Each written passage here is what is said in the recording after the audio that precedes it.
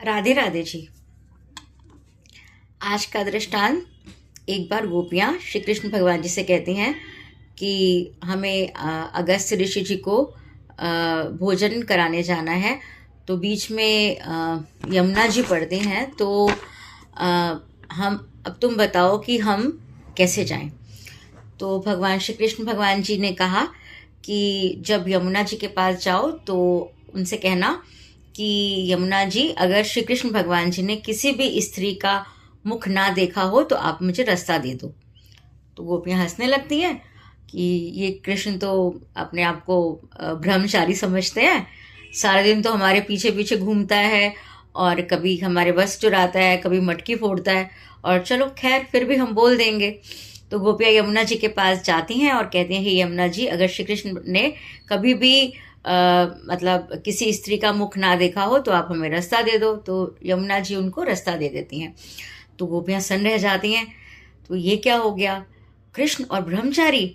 तो अब गोपियाँ जो हैं वो अगस्त्य ऋषि जी को भोजन करवाती हैं और वापस आने लगती हैं। तो अगस्त्य ऋषि जी से कहती हैं, हे मुनिवर, अब हमने वापस जाना है घर, तो रास्ते में यमुना जी हैं, पड़ती हैं, तो हम कैसे जाएं। तो अगस्त्य ऋषि जी ने कहा कि आप यमुना जी से कहना तो कि अगर अगस्त्य ऋषि जी ने अन्न का एक भी दाना ना खाया हो तो आप रास्ता दे दो। तो गोपियाँ मन में सोचने लगती हैं कि अभी तो इन्होंने सारा भोजन खाया है, तो मतलब हमारे सामने भोजन किया है, तो ये कैसे कहेंगे। तो चलो खैर, वो जाती हैं यमुना जी के पास गोपियाँ और कहती हैं कि अगर अगस्त्य ऋषि जी ने अन्न का एक दाना भी ना खाया हो तो आप हमें रास्ता दे दो।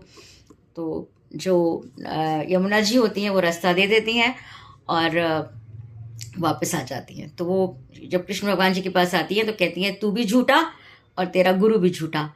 तो श्री कृष्ण भगवान जी बोलते, क्या हुआ। तो श्री कृष्ण भगवान जी से कहती हैं कि तुम तो सारा दिन जो है हमारे मतलब कि आसपास रहते हैं, तो तुमने कैसे कह दिया कि स्त्री का मुख के ना देखा हो, तो यमुना जी ने भी रास्ता दे दिया।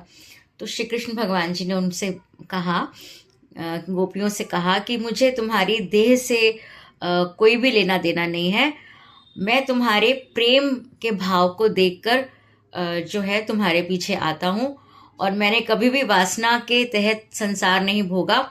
मैं तो जो हूँ निमोही हूँ, निमोही कृष्ण हूँ। तो फिर उसके बाद अब जो गोपियाँ बोली कि भगवान, मुनिराज ने तो हमारे सामने ही भोजन ग्रहण किया था, तो फिर भी अगस्त्य ऋषि जी ने कहा कि अगर अन्न का एक दाना भी ना खाया हो तो यमुना जी से कि रास्ता दे दो। तो श्री कृष्ण भगवान जी हंसने लगते हैं और बोलते हैं कि जो अगस्त्य ऋषि जी हैं वो आजन्म उपवासी हैं। मतलब कि अगस्त्य ऋषि जो मुनि भोजन ग्रहण करने से पहले मुझे भोग लगाते हैं, उनका भोजन में कोई भी मोह नहीं है और उनका कतई मन में नहीं होता कि मैं भोजन करूं या भोजन कर रहा हूं। तो वो अपने अंदर मुझे ही भज रहे होते हैं और इसीलिए वो आजन्म उपवासी हैं। तो दोनों जवाब सुनकर जो गोपियाँ होती हैं वो संतुष्ट होकर चली जाती हैं। इस तरह ये दृष्टांत समाप्त होता है। Thank you. Radhe Radhe ji.